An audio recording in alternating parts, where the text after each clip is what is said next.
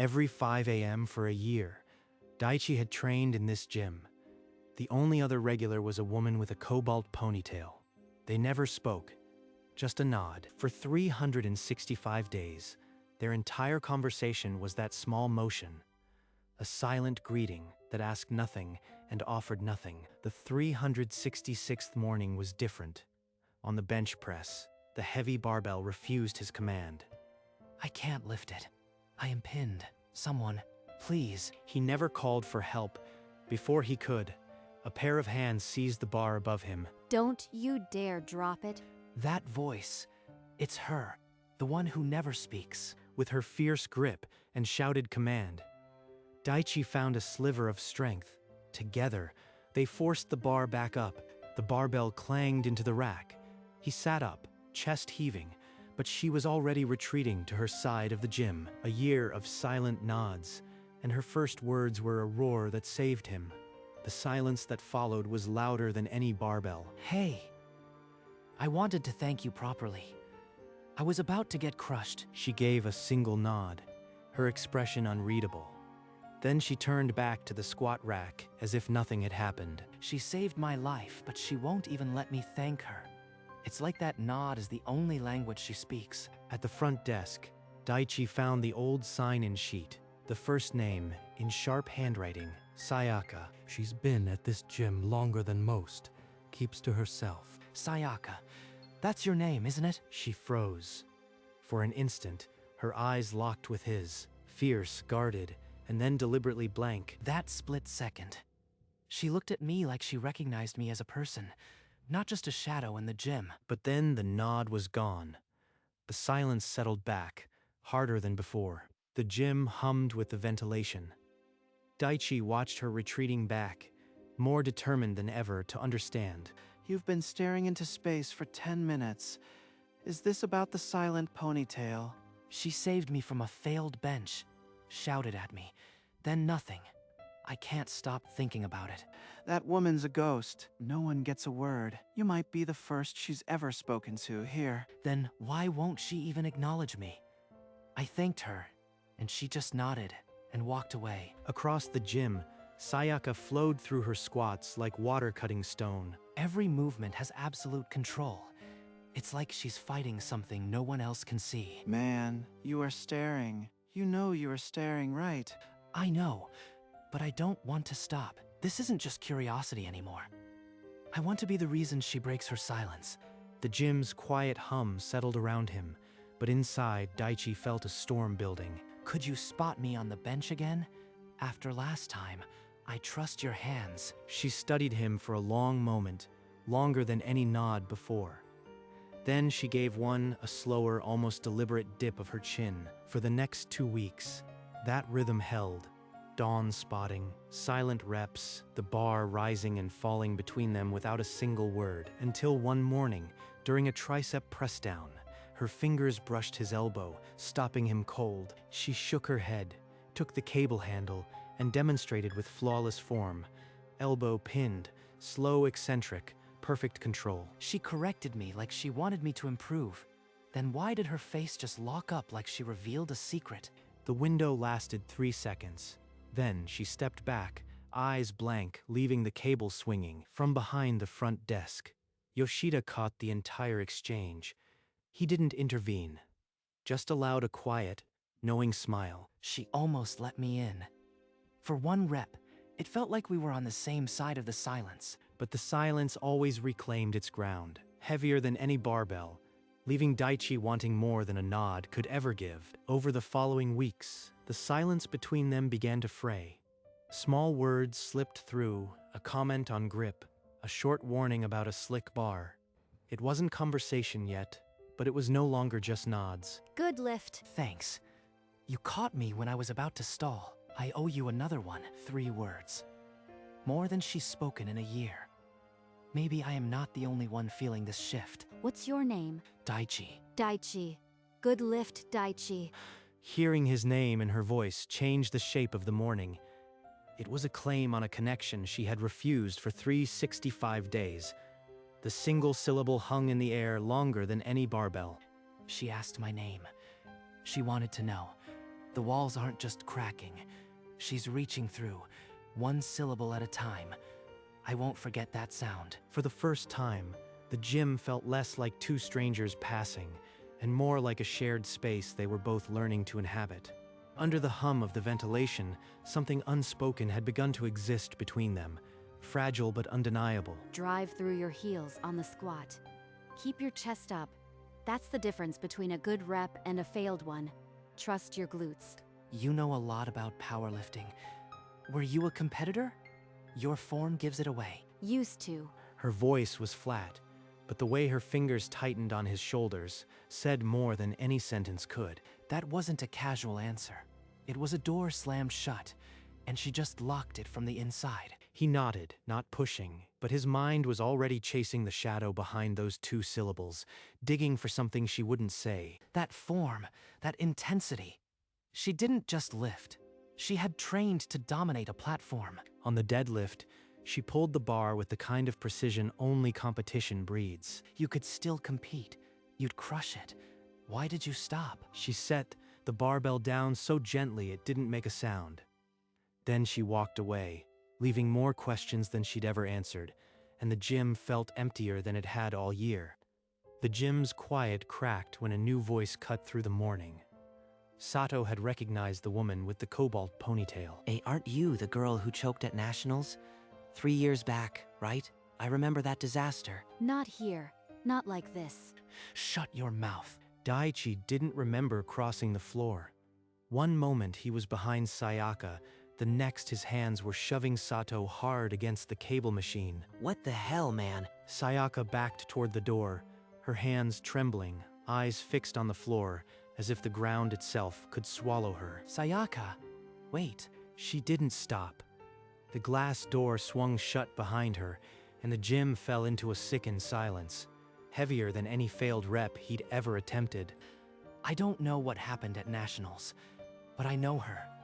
That man knows nothing.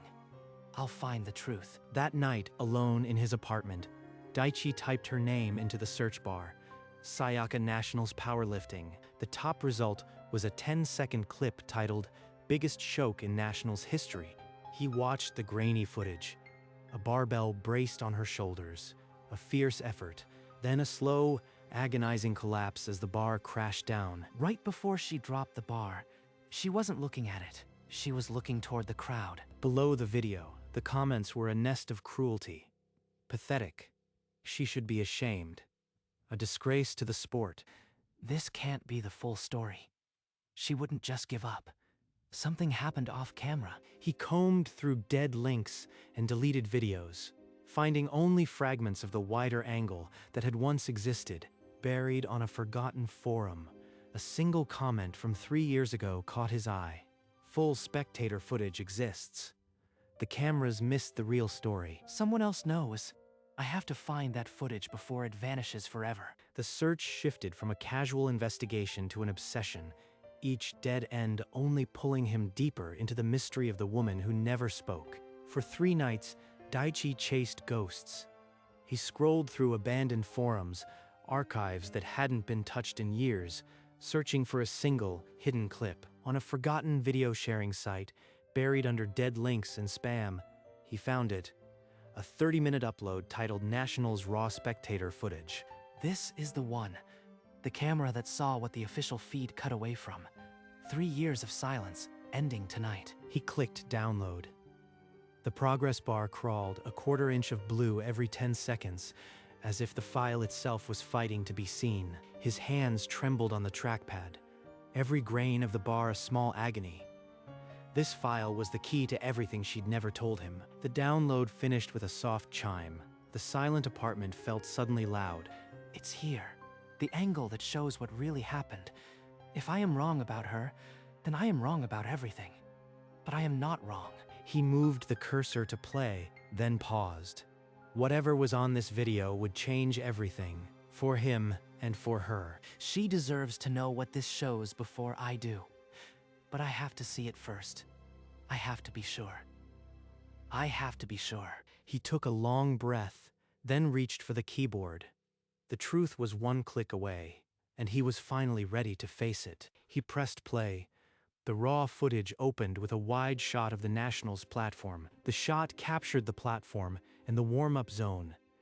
As Sayaka braced the bar, Aiko collapsed behind her. Sayaka's head snapped toward the fallen athlete. The barbell slid from her shoulders. Not a choke, but an abandonment. She threw it away. She saw someone in danger and threw away her own attempt. She sprinted to Aiko's side, shouting for medics. The barbell clattered, forgotten. Her competition was over. Her crime wasn't failure. It was compassion. She refused to defend. He watched it 6 times. On the 7th, he couldn't see through the tears. He saved the clip to a tablet. The screen glowed with a truth the world had buried. I have to show her. She's been carrying this alone for 3 years. He tucked the tablet into his gym bag. Tomorrow, she would see what he had seen. The next morning, Daichi walked into the gym with a purpose heavier than any barbell. The tablet in his bag held the truth she'd been denied, but the squat rack stood empty. The bench press waited unused. Sayaka's absence filled the gym more loudly than her silence ever had. She hasn't come back. After what Sato said, did she retreat for good? 7 days later, the glass door pushed open at 5 a.m. Sayaka walked in thinner, her ponytail limp, her eyes carrying the weight of a week without sleep. You are back. I've been waiting to tell you something about what Sato brought up. Please don't mention that day. Her voice was raw, stripped of the fierce command he'd first heard. It wasn't anger. It was a plea from someone who had been drowning for 3 years. If I push, she might leave again. But if I don't, she'll keep believing she's a disgrace. She walked past him toward the far corner, her shoulders curved inward, as if the gym itself had become hostile ground. Daichi stood alone in the aisle, the tablet heavy in his bag. The truth was in his hands, but she had erected a wall he couldn't yet breach. You look worse than after a failed max out. What's going on? I found the raw footage from her nationals. She didn't choke. She dropped the bar to save a collapsed competitor. And she still refused to hear it. What if showing her just makes her shut down harder? She's been bleeding out for 3 years. This clip is the only tourniquet I have. She needs to see it. Even if she hates you for it, then she'll hate me knowing the truth. I can live with that. That night, Daichi sat alone in his apartment, the tablet beside him. He opened his phone and typed a message. Sayaka, I know what really happened at Nationals. Can we talk? Not at the gym. I have something you need to see. The reply came after midnight. Okay. There's a cafe near the station. Tomorrow morning, Daichi set the tablet beside his keys. Tomorrow, everything would change. The cafe near the station was nearly empty. Daichi sat by the window, the tablet on the table, its screen dark. Sayaka walked in 5 minutes late, her face pale, her hands buried in her jacket pockets. She didn't look at him as she sat down. I found something from that day. Something the cameras didn't show the public. She flinched. Her chair scraped back as she stood to leave. Daichi reached across the table and caught her wrist. Please, just watch it. You deserve to see what really happened. Why? So I can relive it again. Because the version you've carried is a lie. He turned the tablet toward her. The clip began to play. The same stage, but a different angle. Her own figure on screen, not collapsing, but sprinting. Sayaka's lips parted. The hands that had dropped the bar were reaching for Aiko's fallen body. The choke was a rescue. The tears came without sound. 3 years of shame dissolved behind her eyes, and Daichi moved his chair beside hers, pulling her into the only shelter that had ever been offered. The morning after the cafe, Daichi arrived at the gym to find the squat rack empty again. The silence felt colder than before. When Sayaka did appear days later, she walked past him without a nod, her eyes fixed on the floor. She set up at the farthest station. She knows the truth now, but she still can't face me. Did showing her only make it worse? He watched her from across the gym. She moved through her lifts mechanically. Every rep a penance she refused to explain. That evening, Daichi sat in his car outside the gym, phone in hand, typing words he hoped would reach her. The message read, I won't push you. The gym will be open every morning at 5. So will I. He pressed send and watched the cursor blink, knowing silence might be the only reply he received. In her apartment, Sayaka sat on the edge of her bed, the message open on her phone. Her other hand clutched a tarnished medal from another life. He waited a year just to hear my voice. Now he's willing to wait forever. She set the medal on the nightstand beside the phone. No reply that night, but the medal faced upward for the first time in 3 years. 6 mornings passed. Daichi trained alone, the sound of his own breathing filling the silence she used to occupy. I promise to be here every morning. But does she even want me to keep that promise? He walked to the front desk where Yoshida was sorting towels, the older man's eyes knowing. Yoshida-san, did you know about Sayaka and nationals? I watched her win her first regional. She was a phenom. When she stopped competing, I knew why. Then why didn't you ever say anything? Because this gym was her sanctuary. Not a place for old headlines. I was just the guardian of that silence. She's not coming back, is she? She's been running from a ghost that doesn't exist. You showed her that. Now give the living girl time to believe it. Daiji left the front desk and returned to the empty gym floor. The silence was still there, but now it felt like a promise. Daichi loaded the barbell and lay back on the bench. The familiar weight settled into his palms, but his mind was elsewhere. 5 years ago, I was fired from the company I helped build. My error cost a contract. I walked out with a box and no future. For months, I couldn't look at myself. I let one failure define me, until lifting taught me that collapse isn't permanent. It's just a set you can re-rack. I got a second chance. I rebuilt my career, rep by rep. She deserves the same. He pressed the weight upward, slow, controlled. Each rep a promise that he would be here when she was ready. She's not weak. She's the strongest person I've ever met. She just needs to believe it again. He added more weight and lay back down. The bench was cold, but the purpose warmed him. Yoshida said to give her time. That's all I have now. Time and this barbell. He completed his set, racked the bar, and sat up. The gym was empty, but he wasn't alone. He would wait. He understood now. Sometimes the heaviest thing you lift is the weight of someone else's silence. On the 14th morning, Daichi found a figure waiting at the gym entrance before the lights were even on. A cobalt ponytail caught the first ray of dawn. I want to lift again, and I want you there when I do. She turned to face him. No nod this time, just her eyes, open and unguarded for the first time. He closed the distance in 2 steps. The embrace was wordless, but it said everything the gym had held silent for a year. But I am scared of the platform, of the eyes, of failing again. Then we'll be scared together. Every rep, every set. You'll never lift alone again. She nodded, a slow, deliberate dip of her chin, but this nod carried none of the distance it once held. They walked to the bench press together. The barbell waited, loaded with the same weight it had held the morning she saved him. You spotted me on my worst lift. Let me return the favor. She lay down on the bench, hands finding the knurl. Daichi stood behind, his hands hovering, ready. The chase was over. The real work had just begun. Weeks dissolved in chalk and sweat. They trained in unison, a language of loaded bars, 2 silhouettes moving as one. You are breathing wrong on the deadlift. Exhale at the top, or you'll pass out under a real weight. You've been holding out on me. Who's stronger, me or you? Let's settle it right now. Loser buys the post-workout coffee. They racked the bars, the final rep of their makeshift contest, still burning in their lungs. They collapsed onto the same bench, shoulders touching.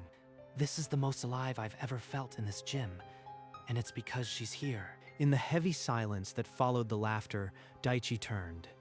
Their faces were inches apart, and he didn't pull back. The kiss was soft, tasting of salt and the metal of the barbell, a promise sealed in sweat. Thank you for waiting. The gym lights hummed above them, the same as every morning, but nothing between them would be the same again. The local qualifier hummed with nervous energy. Sayaka stood in the warm-up area, rolling her wrists, her eyes distant. This floor, this smell, 3 years later, and my hands still shake. They called her name. She walked onto the platform and into a silence that felt like a held breath. Look at me, right here, front row. I am not going anywhere. Sayaka took the bar in a grip that had saved a life once. Her body remembered what her mind had tried to forget. She descended and rose in one clean motion. The barbell locked out overhead, steady as stone. The crowd erupted. No jeers, no whispers. Just the clean, bright sound of a name cheered by people who saw only a champion. She ran off the platform, straight into Daichi's arms, her body shuddering with laughter and tears. I qualified. I qualified for nationals. They didn't boo, they cheered. The announcer read her name over the speakers, and for the first time in 3 years, the world added no cruel footnote. The Nationals arena blazed with light.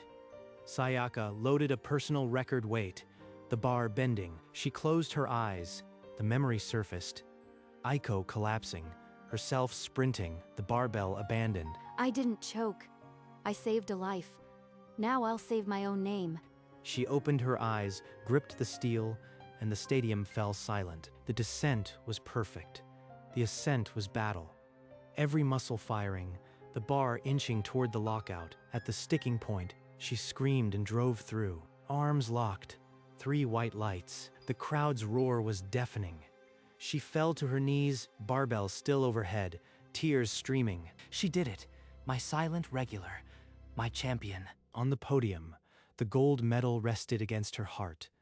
The anthem played, but she heard only her own pulse. She found Daichi's face in the crowd. His eyes were wet, and for the first time, her smile was free. The photographers swirled around Sayaka, capturing her medal and her smile. Daichi slipped through the flashing lights. He went to one knee right there on the platform's edge, pulling a worn box from his pocket, chalk dust still clinging to its edges. I've been carrying this since the qualifier. A spotter for life. Will you marry me? Sayaka laughed through fresh tears, nodding so hard her ponytail swung. She pulled him up and threw her arms around his neck. Yes, yes. But the rings? We deadlift them at the wedding. That's non-negotiable. Daichi laughed, sliding the ring onto her chalk-dusted finger. The flashes from the cameras caught the glint of gold and chalk. Their kiss was salty with tears and chalk, the crowd's cheers a distant echo. In that moment, the only weight that mattered was the promise between them. The next morning, the gym was the same. The hum of the ventilation, the scent of metal and rubber. But they walked in with rings on their fingers. They resumed their routine. The bench press, the squat rack, the silent nods. But now every spot was a vow, every rep a step toward the future. The barbell rose and fell between them, and through the gym's silence, a new conversation had begun, one that would last a lifetime. Months later, the gym transformed. White drapes lined the barbells, and chalk dust served as confetti. Yoshida stood grinning at the door. At the aisle made of loaded barbells, Daichi and Sayaka approached a single bar. Tied to its center were 2 simple gold bands. Ready to deadlift our rings? Form check first. No cheating. We go on 3. They pulled together, the rings rising above the platform. Kenji's whoop echoed through the once silent gym, now filled with cheers. The ceremony ended as it began, with a shared barbell and sweat on their brows. Now gold encircled their fingers. The next morning, before the sun fully rose, they returned to their 5 a.m. slot. The decorations were gone, but the rings remained. Daichi lay on the bench, Sayaka above him, her hands hovering. Her wedding band caught the light as she watched the loaded bar. He pressed the weight upward, and she was there. Not just a spotter, but his partner, his champion, his wife. The gym hummed its familiar tune. The barbell rose and fell between them, an endless conversation that had started with a single desperate